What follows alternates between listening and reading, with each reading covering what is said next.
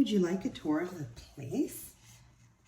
Lambton asked the twins. More than anything, Alex said.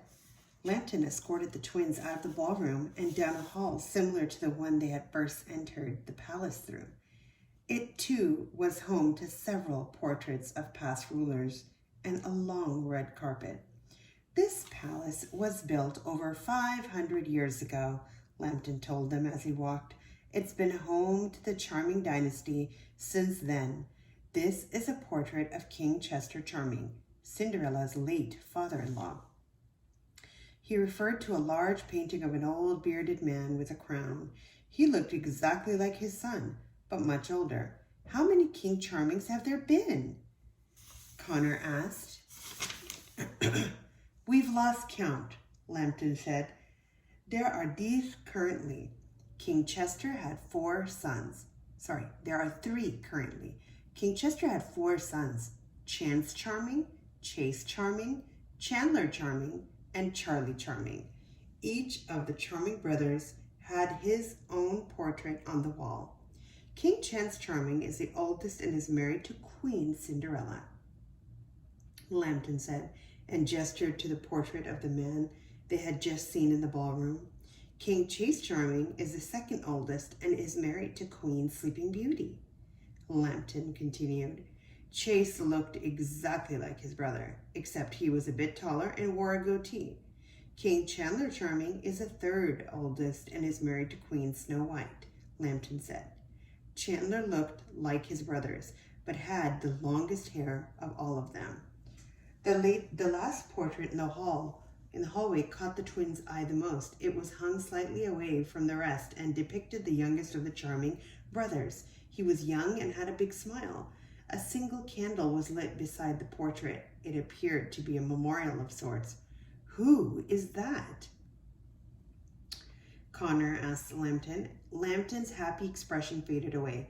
That's Prince Charlie, the 4th son of King Chester. He's the long-lost Charming prince, Lambton said. He vanished one night many years ago, and no one ever saw him again. That's horrible, Alex said. His brothers led massive search parties throughout all the kingdoms, but they never found a trace of him, Lambton said sadly. Fortunately, some good came out of the search. While on the road, Prince Chandler came across Snow White in her glass coffin, and Prince Chase discovered Sleeping Beauty asleep in her castle, and they both broke the spells put on them and were married. That's incredible, Alex said. So if Prince Charlie never went missing, Sleeping Beauty and Snow White would still be unconscious. That may be, Lambton said, and since his brothers took all the eligible princesses, Prince Chance had to put on the ball where he met Cinderella. Everything happens for a reason, I suppose. Alex and Connor couldn't stop staring at the portrait of Prince Charlie. There was a sad energy in this part of the hallway, and the twins were especially sensitive to it. The long-lost prince couldn't have been much older than them when he'd gone missing. Lambton clearly appreciated the twins' interest. Now, follow me. I have something very special I want to show you, Lambton said.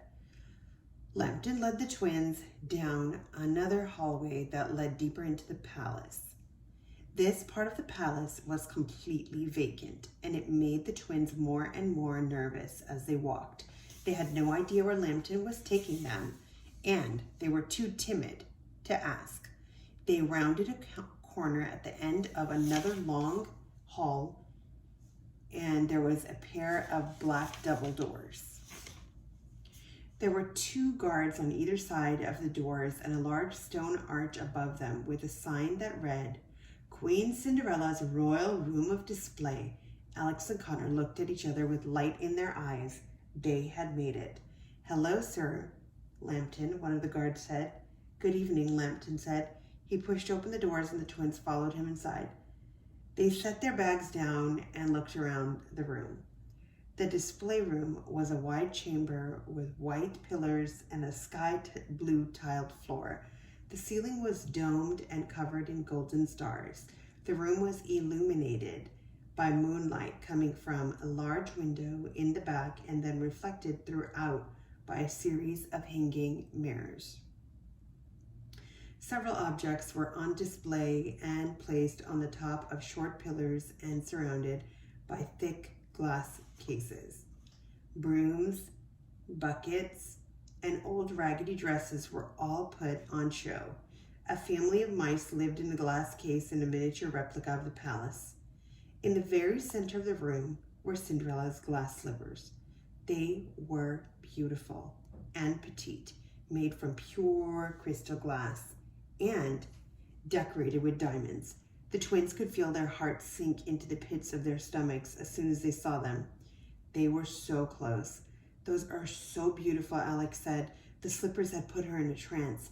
"I'm quite partial to them myself," said a soft voice that didn't belong to Alex, Connor, or Lambton. Sitting on the windowsill in the back of the room was Cinderella herself. They had been so astonished by the display room, they had not noticed her. "Your Majesty," Lambton said, "please forgive me. I didn't see you there. I was just giving some guests a tour of the palace." "Quite all right, Sir Lambton," Cinderella said, and walked across the chamber to greet them. "I like to come in here occasionally after long days to clear my head. Who might these two be?" Alex and Connor couldn't speak. They were completely starstruck. "This is Alex and Connor," Lambton told her. "Pleasure to meet you," Cinderella said, and held out her hand. "We're big fans," Connor said, and shook her hand a little too hard. Alex couldn't move. You're like my hero," Alex said to her, and that's all she could manage to say. "Thank you, sweetheart," Cinderella said. "Welcome to my little room of memories." "It's remarkable," Alex squeaked. "Would you like me to show you around?" Cinderella asked. Alex still couldn't move her limbs, but was able to nod.